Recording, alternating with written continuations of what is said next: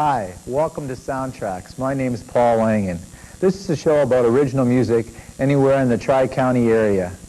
Tonight we have with us a band called Jumper. I'd like to introduce the guys to you in Jumper. First of all, thanks for coming on the show, guys. Hey, thanks for having us. From my left over, we have Angelo Alfini on the lead vocals. Mike Hereford, you're playing the lead guitar and you're doing vocals. Jake Erie, you're on the bass and you're doing vocals. And John Labadie, you're on the drums and you're a vocalist also. And you guys, a few of you at least share the keyboard part, so you're pretty well multi-talented type of thing. Listen, first of all, let's start off with a question I always ask. How did Jumper come about being, Angelo? Maybe you can start me off. I think it took a phone call from Mike back in about 1970, 79. And we more or less got together, a bunch of guys drifting around, and got sort of like a blues project together. Rhythm and blues, basically, a five-piece band, and tried to dig up some work, and it evolved out of that. So did the name die for a while, though? Was it a... Because did you go into other bands, and all of a sudden you started Jumper up again? Because I don't remember hearing Jumper in the early 80s. I think the first edition of the band lasted about a year, I guess. Yeah. I see. About a year, and Mike went on to other things, and I went on to other things, and then we got back together and gelled since then. Neat. Okay. I saw you once over at the Ottawa there, one of your regular spots. You're playing at the Ottawa Tavern, and you played a variety of instruments, and you do a variety of songs. What's the flow for the evening? Do you have the gig sheet all set up and say, hey, tonight we're going to do top 40, or how does it run?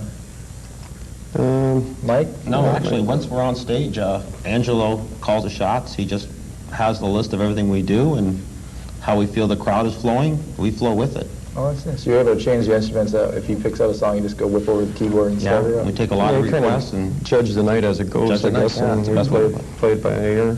That's interesting. Okay, well, let's talk about your past. I know you guys have a bit of a history in the Windsor area. One of the things that comes to my mind, of course, is the Battle of Bands, which was a premier thing for a high school band to be.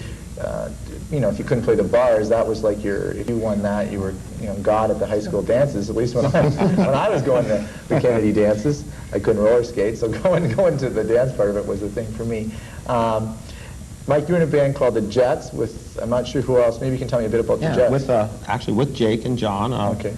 We won that, was it 1974? 74, yeah, we won it that year. And we were God for a year, too, by the way, after that. Pardon me? We were the gods of Kennedy, too. Oh, you were. You ruled the all the ring, time. okay? We had all kinds of work coming around. Carrying that equipment up those stairs. Was the Jets in it more than 1 year? Was that your first year in the Battle of Bands? That was the first as the Jets. Can you be in it more? I couldn't remember back then. Could you be in it more than 1 year under the same name? Yeah, you were allowed to get in as often as, as long as you didn't repeat the winnings every year. Yeah, as long as you weren't first every year. Yeah, frowned on it. I don't think anybody was first 2 years. Well, they would be really the gods if you won the Battle of Bands. Your ego's probably still high. That was a good year. How about you, Angelo? Were you at the battle anytime? No, I was still in grade school. These guys being older than myself, they played there. What was it called in the 50s, the Battle of Bands? A Horseshoe Tavern. That's what it was called. The Horseshoe Tavern.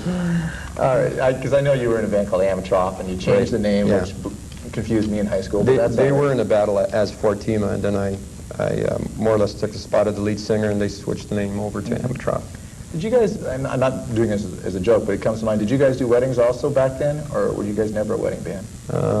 We were never invited to weddings. So Okay, I can't remember. I don't think we never did.